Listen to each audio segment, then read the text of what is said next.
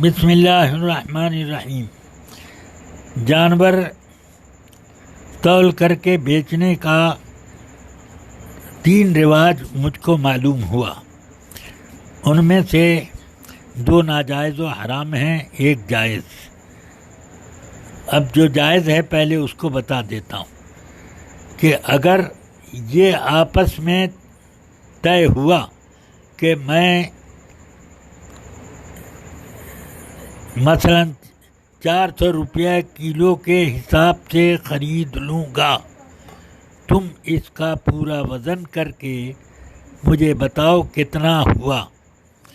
پھر اس کے بعد اس نے کہا کہ ٹھیک ہے میں اتنے میں خریدتا ہوں، اور اس نے بیچ دیا، تب یہ بیع بالکل جائز ہے۔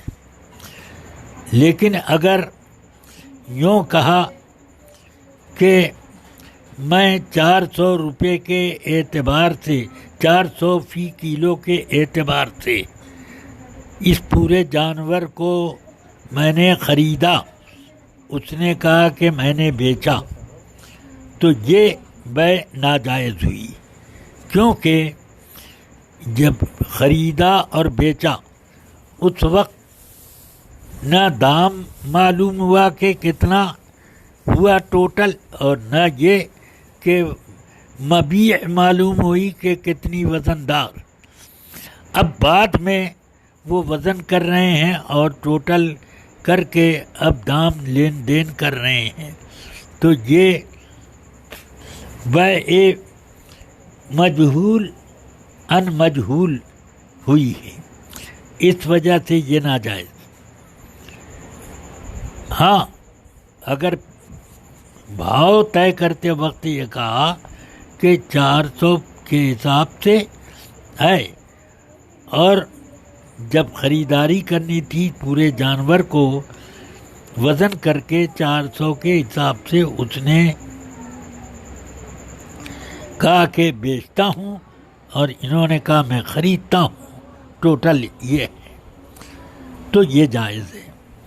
تیسرا طریقہ یہ کہ اس جانور میں جتنا گوشت ہے وہ میں نے 500 روپے کلو کے حساب سے خریدا، اور اس نے کہا میں نے بیچا، اور جانور ذبح کیا گیا۔ اب اس میں مثلا 10 کلو گوشت نکلا، تو اب 5000 اس کا دام اس نے لگایا، بیع پہلے ہو چکی، وہ بیع مجہول، ناجائز و حرام، نہیں معلوم کہ کتنا گوشت نکلے گا اور ٹوٹل کتنا پیسہ ہوگا، اور جانور ذبح کر دیا گیا۔